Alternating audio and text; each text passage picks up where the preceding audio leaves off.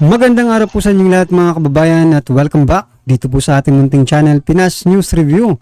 At ito na nga mga kababayan, kapapasok lang, Marcoleta, Merel Soriano, CCTV footage, informant, Morales, Kumar, Liza, Jinggoy, Maricel. Nako, yan mga kababayan, no? Binasa ko lang po yung title mula po ito kay Pinas News Insider. Yan po ang ating bibigyan ng komento ngayong araw na ito.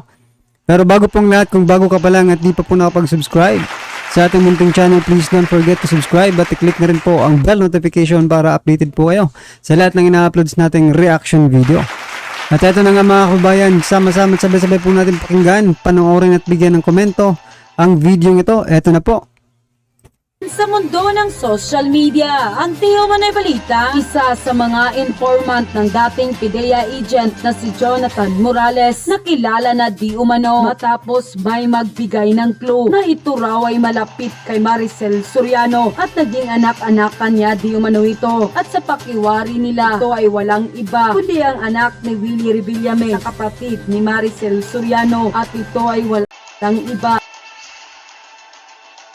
kundi si Merel Soriano. Natikom ang bibig laban sa mga aligasyon at espekulasyon ngayon na kumakalat na ito di umano ang informa at gusto lamang daw di umano kung tulungan si Maricel Soriano. Ngunit ang tanong, totoo kaya ito mga kababayan? Pero bago ang lahat, kung bago ka pa lamang sa aming channel, please huwag kalimutang mag-like, subscribe at i-click ang notification bell para mas maging updated ka pa lalo sa lahat pa ng bagong video na i-upload namin. At eto na nga mga kababayan, sa pangalawang pagdinig ng Committee on Public Order and Dangerous Drugs patungkol sa PIDEA leak, ay matapang na inilantad ng dating PIDEA agent na si Jonathan Morales ang mga taong nagtangkang umareglo sa kanya na ayon sa kanyang salaysay. Pagkatapos daw ng unang pagdinig kinabukasan, may taong pumunta sa kanilang bahay na nagpakilalang Romy Enriquez. Sa pamamagitan ng three-way conversation ay may ibang tao pa siyang nakilala. Kabilang dito si Eric Santiago na nagtratrabaho di umano sa Naporcom, na siyang nagsabi di umano sa kanya na interesado daw sa kanya si James Comar na isang Indian national. At ayon sa kanyang narinig na pinag-usapan ng tatlong tao pamamagitan ng isang video call na kahit ano daw ang hilingin nito ay ibibigay, wag lang daw itong dumalo sa pagdinig. At pinangakuan pa nga siyang gagawing direktor. At sa kanyang naging salaysay ay nabanggit pa nito ang pangalan ni First Lady Lisa Marcos na So yan mga kababayan, ano kaya ang koneksyon, no, nitong Indian national na si James Kumar sa ating gobyerno? Napakalakas naman po nito kasi isipin nyo kahit anong hilingin ni ex-PIDEA agent Jonathan Morales ay kaya-kaya niyang ibigay. So ang tanong, ano ang tanong po, no, at umiikot sa ating isipan ngayon, bakit ganito ba kalakas itong Indian national na ito? Para mangako, no, kay Morales ng kahit anong hilingin? Magrabe po ang koneksyon nito sa ating gobyerno kung ganon. No. Diba kasi sa mag-apply ka nga lang sa gobyerno mahirap na. Ito kahit anong hilingin mo, mga kababayan, ibibigay. Nako. di umano'y kasali sa nagtangkang umareglo sa kanya. Gayunpaman, tinanggihan ng dating PIDEA agent si Jonathan Morales ang naging alok sa kanya dahil hindi daw ito natatakot na sabihin ang buong katotohanan, lalo na't ang pag-uusap na iyon ay nangyari sa loob ng kanyang bahay kung saan nakunan mismo ng kanilang CCTV ang buong pangyayari. At dahil nga dito, marami tuloy sa ating mga kababayan ang tila nagtatanong kung Ito opinion lang mga kababayan, no, kung sino man po ang magiging presidente sa susunod na eleksyon. Yan hindi malayo pa naman mga kababayan, pero sana, no, kasi ito si Morales napakatapat po sa tungkulin, kaya natanggal sa serbisyo kasi tapat sa tungkulin. Ang mabuti nito kay Morales maging chief po ng PIDEA pagdating ng panahon, di ba? Kayo po ba sang-ayon kasi marami pong nagko-comment Kaya po napaisipan tayo at sinishare din po natin sa inyo yung ano ng taong bayan, yung baga sentimento kay Morales, mga kababayan. Yan, para sa amin po, no, makikiisa na rin po ako sa kanila. O sana po maging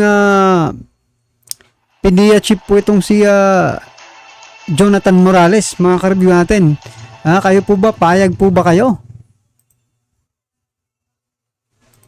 Sino si James Comar at bakit ito interesado sa dating agent ng PIDEA na si Jonathan Morales na tila binigyang tugon naman ng controversial na vlogger na si Maharlika dahil ayon pa sa kanyang Yari kayo. ito yung Comar na inutusan ni Lisa Ki na iaregluhin daw si Agent Morales.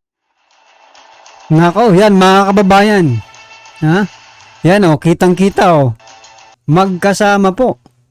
Si First Lady Lisa Araneta Marcos at si James Kumar, yan yan pala yung Kumar, Indiano nga talaga, mga kababayan, ayan, nagkakabukingan na. Ipatawag na ang dalawang to, unquote. Samantala, hindi naman mapigilan ng marami sa ating mga kababayan na magbigay ng kanilang hinaingat komento sa mundo ng social media. At ayon pa sa kanila, mukhang mauuwi sa wala ang lahat. Need talagang lumabas ng informant at ipakita ang pictures. Yun ang mas matibay na ebidensya ni Morales at Maharlika. Kita naman nila walang aksyon. Sila na mismo ang dapat magsiwalat. Parang wala na tayong maaasahan sa next hearing nila. Tapos parang last hearing na rin nila. Kaya taong bayan na lang talaga ang dapat gumawa ng aksyon. Nakakaiyak ang sitwasyon ni Morales. Ipinagtanggol lang niya ang kanyang tungkulin bilang PIDEA investigator at siya ay anis sa kanyang trabaho. Tapos siya pa ang masama. Sir Morales, para sa akin isa kang hero para sa mamamayan. Lord, please protect this man. The truth will prevail. Ayan na, klaro na ang ebidensya. Pero parang wala naman silang pakialam sa mga taong umareglo kay Morales. Nako, parang katulad ng ibang hearing, wala pa ring patutunguhan. Sino ba si James Comar? Bakit siya umaareglo kay Morales? Bakit magkaka-interes ang isang negosyanteng Indian sa isang dating PIDEA agent? Gayong magkaibigan naman pala si Lisa at Comar. And Ang nakita kasi ng taong bayan ay yung hindi patas na katanungan at yung the way kayo tratuhin. Yun ang nakaramdaman ko na parang sinisindak kayo, tinatasan kayo ng boses, hindi pa man lang bumubuka ang inyong bibig, talagang parang gusto na kayong lamunin ng buo. Okay, doon sa katanungan, okay, ni Senator Jinggoy Estrada, doon tinitira niya yung kredibilidad ninyo. 'Di ba? Yung mga past, cases na kinasangkutan nyo na most of them ay dismissed na. If you talk about credibility, alam niyo po ba, which is na-post ko to kanina sa aking Facebook page, na si Jinggoy Estrada ay convicted sa bribery. Ay, hindi po. Ay, totoo po ba na convicted siya sa kasong bribery? Yes. Ito po, babasahin lang natin ng sa inyo, mabilisan.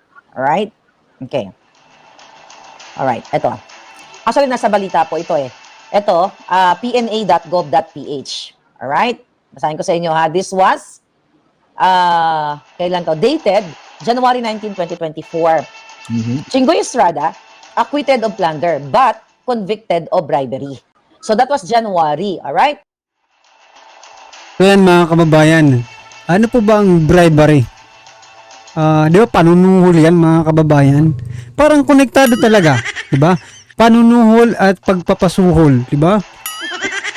Konektado parang racket na talaga no?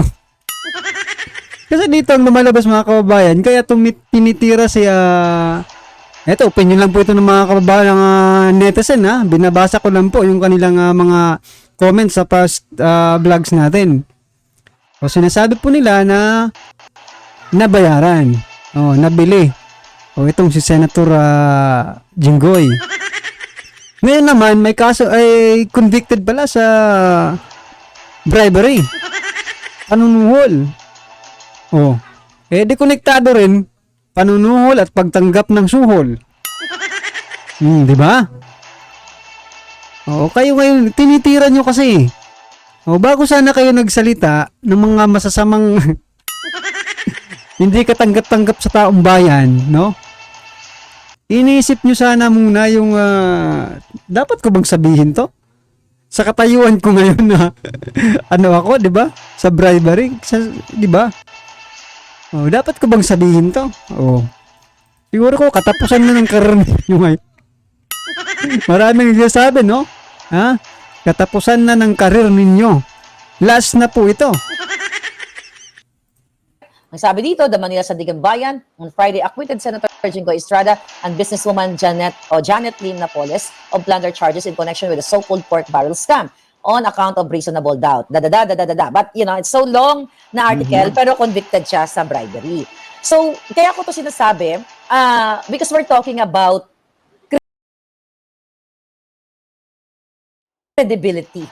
So, dun sa hearing, para bagang ang dating sa aming mga mamamayan na wala na kayong karapatan na magsabi ng inyong na-experiensya o ang inyong na-witness nung kayo ay PIDEA agent pa nung 2012. Okay? Nung March 11, 2012 na kung saan pinirmahan mo yung pre-op at authority to op na yon, parang sinasabi doon ni Mr. Estrada na dapat huwag kayo paniwalaan ng taong bayan kasi kayo ay may nasasangkot na kaso. So para nga sa akin, sir, kung yun ang kanyang premise or narrative, hindi ba dapat hindi rin natin siya pagkatiwalaan bilang isang senador kung siya ay convicted sa bribery? Kung susundin po natin yung kanyang mga sinasabi na ang katulad kung may kaso o may mga kaso ay hindi dapat pagkatiwalaan, mas dapat nga nating hindi pagkatiwalaan yung mga tao na napatunayan ng nagkasala sa batas.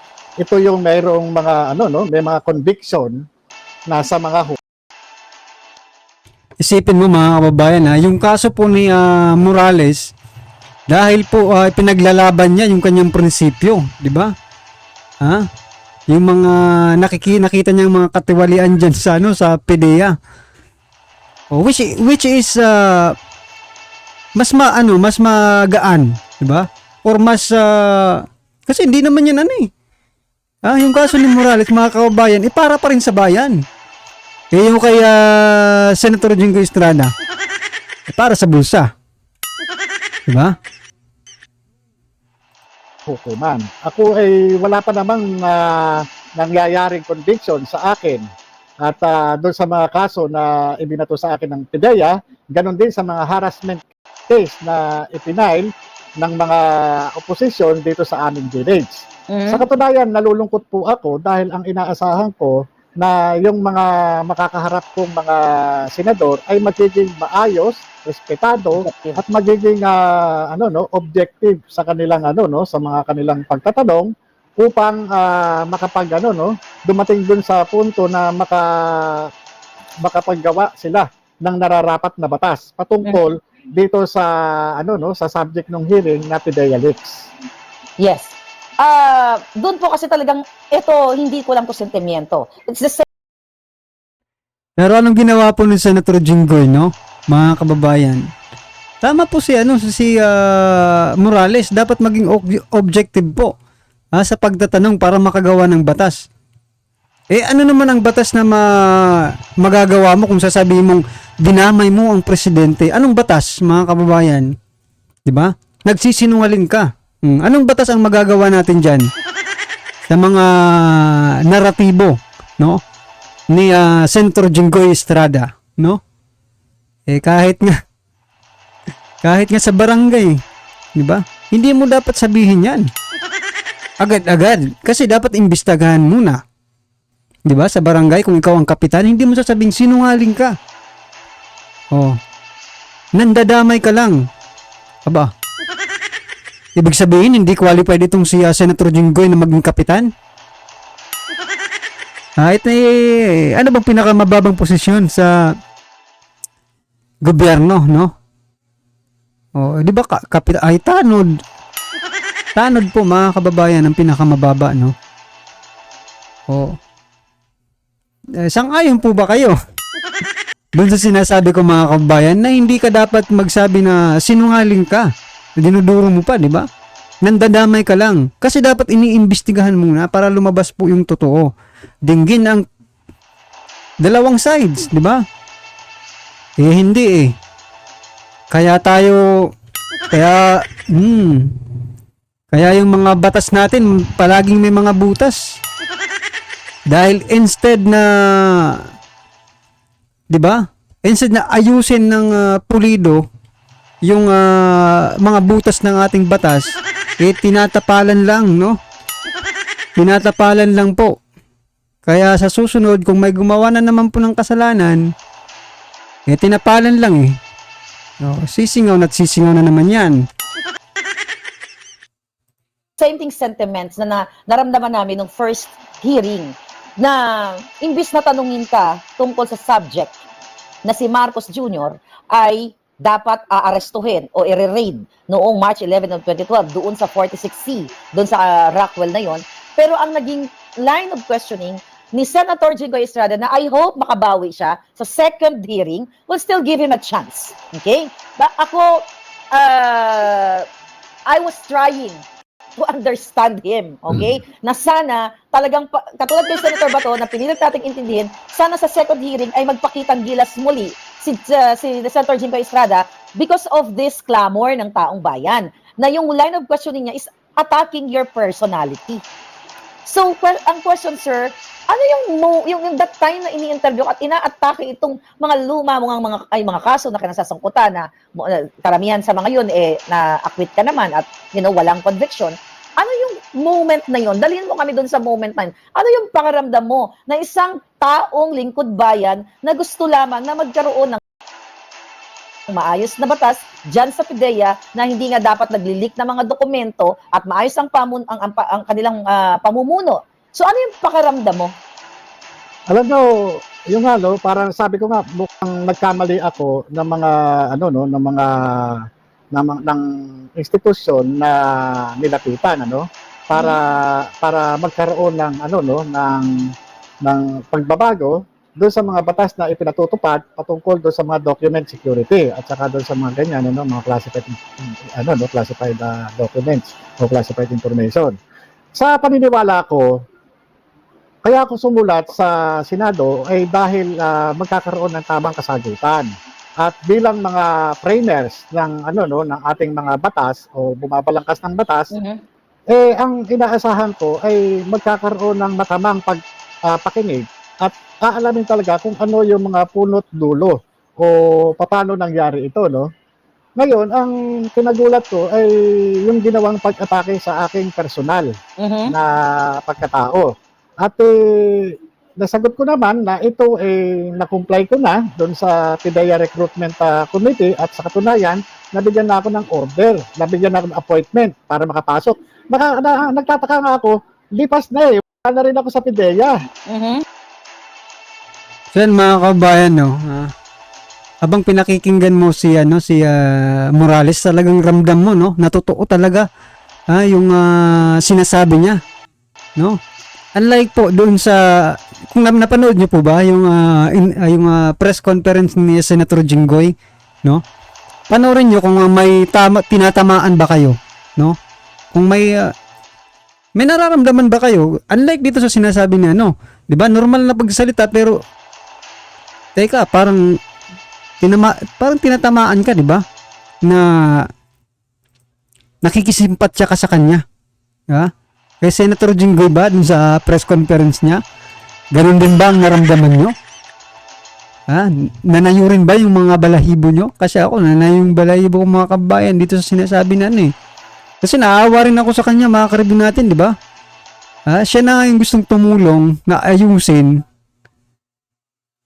Pero parang siya pa yung ginidi ni Senator Jinggoy. Di ba? Well, anyway mga kabayan, lahat naman po tayo may kanya-kanyang opinion at reaksyon. I-comment na lang po sa baba para at least alam po ng ating mga kababayan ang inyo pong nararamdaman sa video nito, right? Kung bago ka pa lang at di pa po nakapag-subscribe sa ating munting channel, please don't forget to subscribe at i-click na rin po ang bell notification para updated po kayo sa lahat ng ina-uploads nating reaction video. Yan, huwag din pong kalimutan mag-subscribe kay Pinas News Insider. Nasa description po ang full video link ng video nito. Subscribe na po kayo kay Pinas News Insider. Maraming salamat po.